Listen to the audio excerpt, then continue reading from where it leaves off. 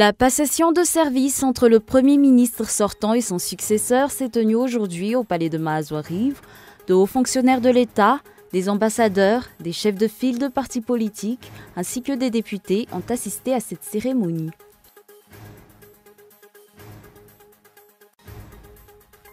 Le nouveau Premier ministre a réitéré qu'il est ouvert à la collaboration. Le dénouement de la crise, notamment par la préparation d'une élection transparente et consensuelle, passe en priorité.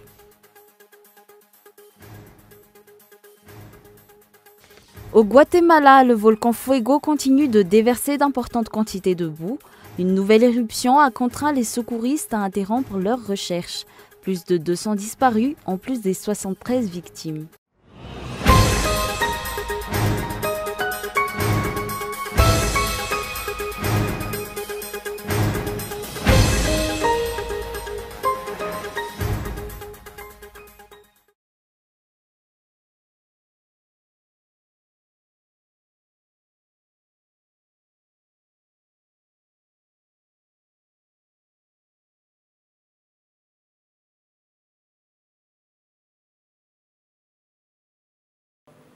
Bonsoir à tous et merci d'être avec nous pour cette nouvelle édition de la version française du journal de Cool TV. À la une de l'actualité, la passation de service entre le Premier ministre sortant et son successeur s'est tenue aujourd'hui au palais de Mahazouariv. De hauts fonctionnaires de l'État, des ambassadeurs, des chefs de file de partis politiques ainsi que des députés ont assisté à cette cérémonie. Reportage Oumna Sain.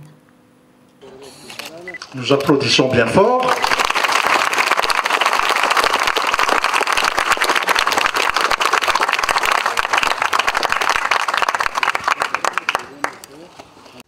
La cérémonie de passation entre le Premier ministre sortant, Olivier Sulnajasana Mahafal, et son successeur s'est tenue aujourd'hui au palais de Mahazouariv, 48 heures après la nomination de Christian Tsaï en tant que nouveau Premier ministre pour être à la tête d'un gouvernement de consensus. De nombreux hommes d'État ont assisté à cet événement, à l'exemple des membres du gouvernement Mahafal. De nombreux ambassadeurs, des présidents de partis politiques, comme ceux au sein de l'Armada, ont également honoré cette cérémonie de leur présence. Des représentants des députés pour le changement étaient également sur place. Au cours de son discours, l'ancien Premier ministre a déclaré qu'il partait la tête haute. Grâce à vous tous ici présents, je peux être fier du parcours de mon gouvernement. Et personnellement, je peux partir la tête haute.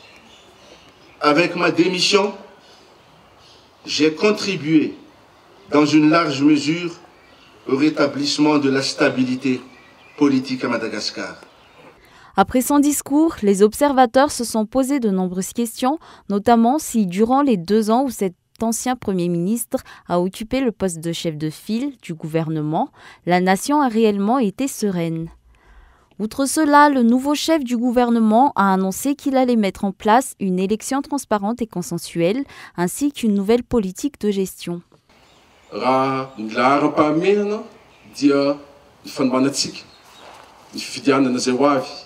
priorité actuellement, c'est de mettre en place une élection libre et transparente. Nous avons besoin d'une nouvelle politique de gestion et de collaboration qui permettrait de renforcer les efforts déjà entamés et d'apporter des résultats concrets dans les plus brefs délais. Je tiens ici à remercier Andra Zwill pour m'avoir proposé comme candidat au poste de Premier ministre.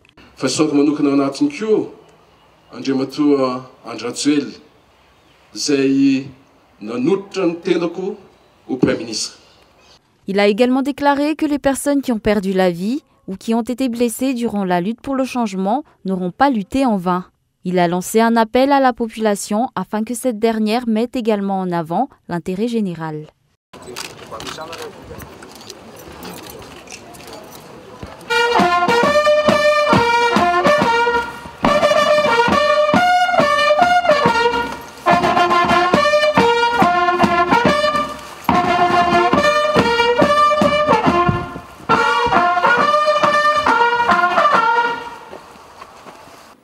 Comme annoncé précédemment dans les titres, le nouveau Premier ministre a de nouveau réitéré qu'il est ouvert à la collaboration. Le dénouement de la crise, notamment par la préparation d'une élection transparente et consensuelle, passe en priorité. Reportage Henri Florian.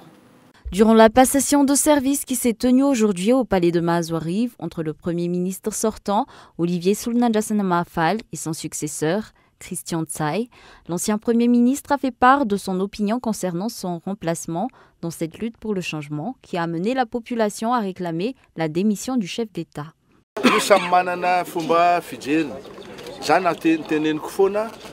Je l'ai toujours dit, le premier objectif est de dénouer cette crise, ensuite de mettre en place une certaine sérénité au sein de la nation afin de mettre en place la prochaine élection. Selon moi, ce qui se passe actuellement reflète l'existence d'une véritable démocratie et l'importance accordée à l'intérêt général. L'opinion publique s'est étonnée du fait que dans son discours, cet ancien Premier ministre n'ait abordé aucun des échecs qu'il a rencontrés au cours de ce qu'il a appelé un gouvernement de combat, à l'exemple des subventions exceptionnelles, de l'affaire Antsakabar qui reste à ce jour sans suite, ou de l'affaire des 12 milliards d'ariars qui ont disparu chez lui. À la place, il a préféré faire étalage de ses accomplissements. D'autre part, lors d'une conférence de presse qui s'est tenue après la cérémonie de passation, Christian Tsaï, le nouveau chef du gouvernement, présenté par le parti Mapar, a déclaré être ouvert au dialogue et à la collaboration.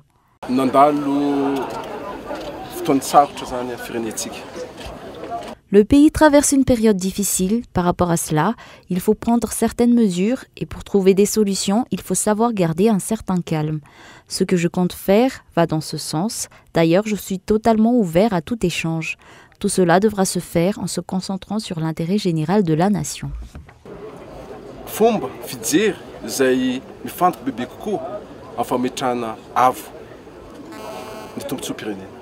Christian Tsaï se met au défi de mettre en place une élection transparente et inclusive. Le nouveau gouvernement mis en place sera un gouvernement consensuel. Dans la soirée aura lieu une rencontre entre le nouveau chef de gouvernement et les 73 députés pour le changement. Toujours dans l'actualité politique, la passation entre le Premier ministre sortant et son successeur s'est achevée ce matin. Le chef d'État et ses partisans tentent encore de créer des complications dans la nomination des nouveaux membres du gouvernement de consensus. Les détails dans ce reportage de Andra Arson. Le nombre de ministères accordés à chaque parti politique ou groupe de partis politiques devrait se faire en fonction du groupe de députés issus de chaque parti d'après l'arrêt numéro 11-CES par AR du 6 février 2014 portant proclamation des résultats définitifs des élections législatives du 20 décembre 2013 et la décision numéro 18-HCC/T3 du 25 mai 2018 relative à une requête en déchéance du président de la République et Radzonar Mapian. Voici le nombre de députés issus de chaque parti politique lors de la dernière élection. Mapar 49, Mouvance Ravalmanan 21, VPM-MMM 15, Yarakisik 6, Leader Fanil 5, Antuk Minds 2, MTS 1, PDS 1, Les As 1, Patram 1, MDM 1 et Indépendant 48.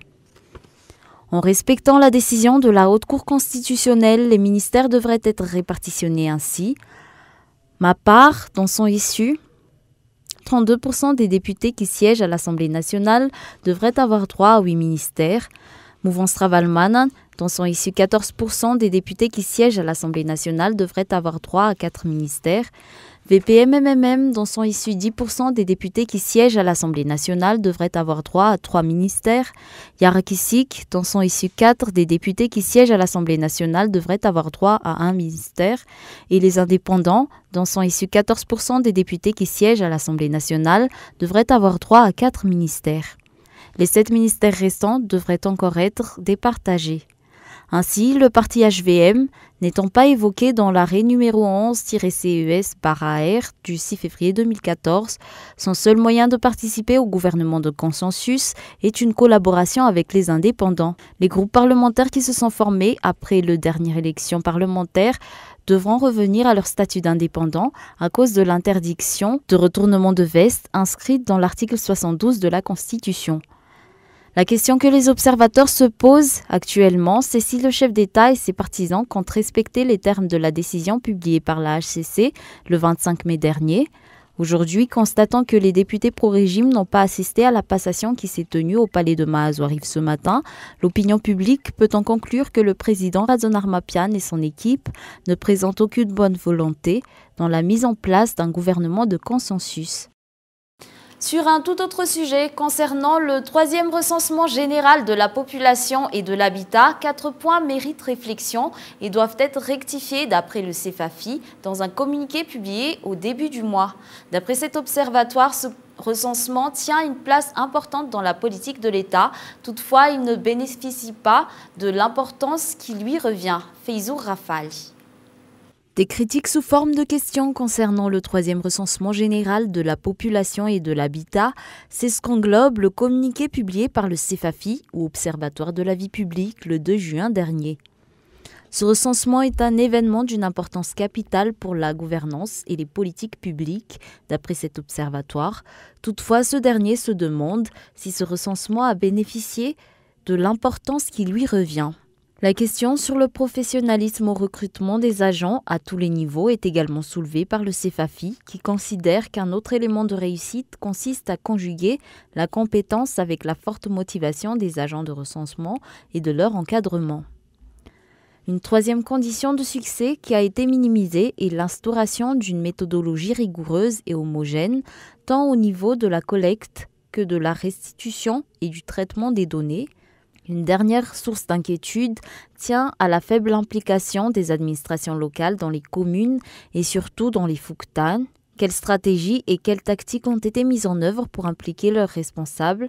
En nombre d'endroits, ils ont adopté une posture de spectateurs, parfois mêlée d'hostilité, toujours selon cet observatoire.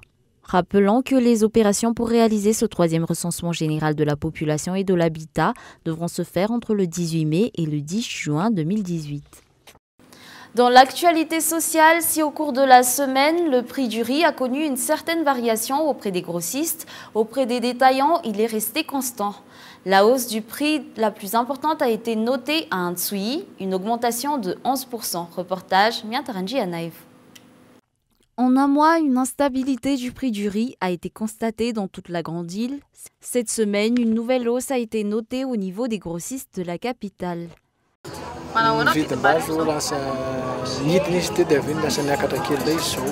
Le prix du riz a diminué puis a augmenté depuis une semaine. Le prix auquel nous l'achetons varie, mais nous n'avons pas encore révisé nos prix de vente.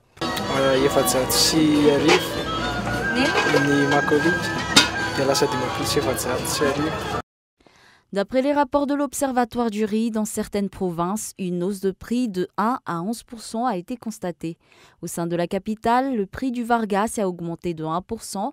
Le prix du kilo est passé de 1873 ariars à 1897 ariars. Dans le district d'Ambatunjazak, le prix du Makaliuk a connu une hausse de 10%, faisant passer le kilo de 1050 ariars à 1155 ariars en une semaine. Tandis que le prix du Tspal est monté de 5%, le kilo qui coûtait auparavant 1050 ariars est donc aujourd'hui à 1103 ariars. À Antsui, cette hausse varie de 3 à 11%. Auprès des grossistes, le prix du kilo de Makaliuk est passé de 1260 ariars à 1400 ariars, celui du Vargas de 1190 à 1225 ariars, celui du Tspal de 1225 ariars à 1260 ariars et celui du Varfouts de 1225 ariars à 1295 ariars. Jusqu'ici, cette variation de prix chez les grossistes n'a pas affecté le prix d'achat du riz auprès des détaillants.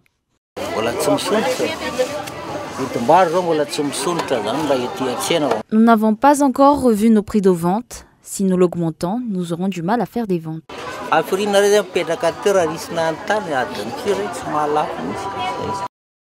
L'affluence des collecteurs en cette période fait partie des causes de cette augmentation de prix du riz, d'après l'Observatoire du riz.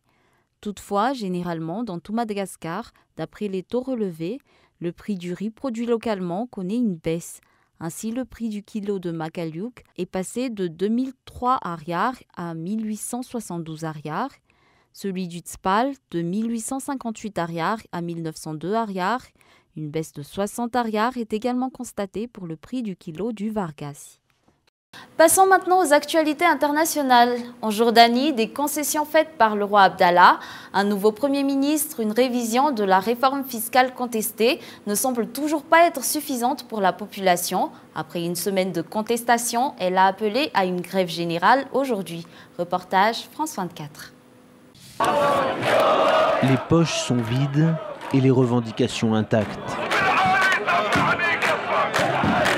Pour les manifestants toujours présents dans les rues d'Amman, la démission du chef du gouvernement ne suffit pas. Il faut aller plus loin. Car c'est à leurs yeux une valse des premiers ministres qui se poursuit.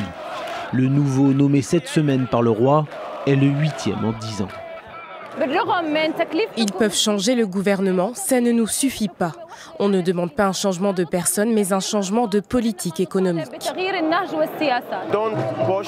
Ne poussez pas les gens à bout. Les gens souffrent de la vie chère et de nombreux problèmes.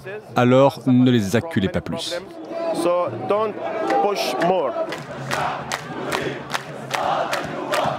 Le roi Abdallah II s'est montré ouvert à une éventuelle abrogation de la loi fiscale tant décriée.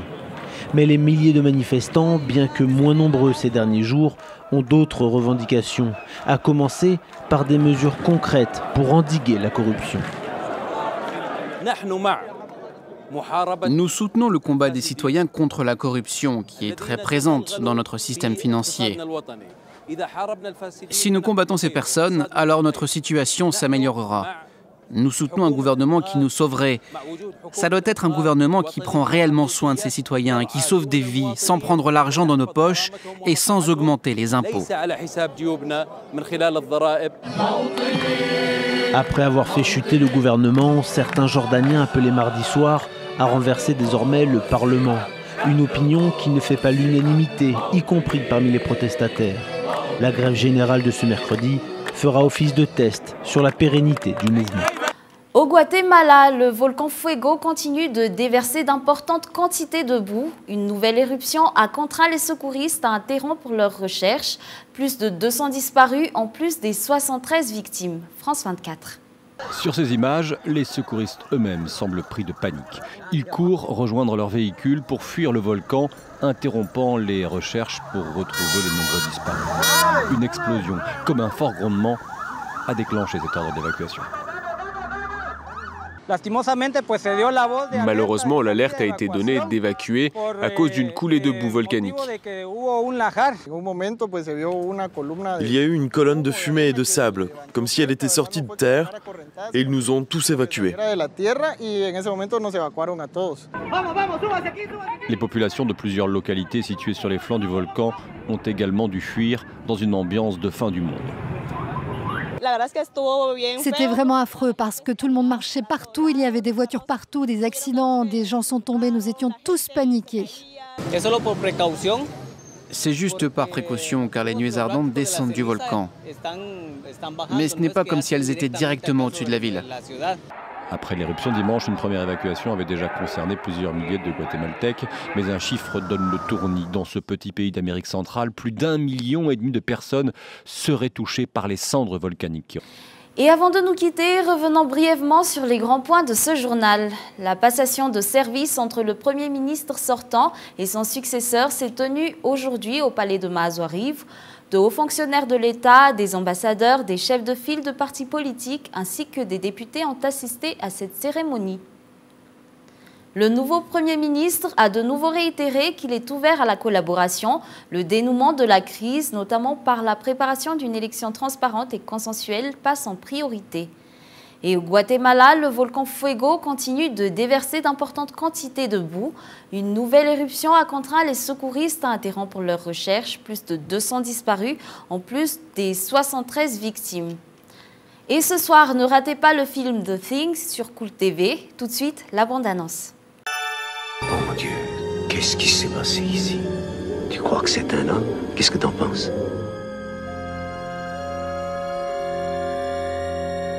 Oui, nous sommes ici en présence d'un organisme qui imite, qui reproduit toutes les formes de vie et qui plus est, les imite à la perfection. Lorsque cette chose a attaqué nos chiens, elle a essayé de les digérer, de les absorber. Et combien de temps as-tu resté seul avec lui?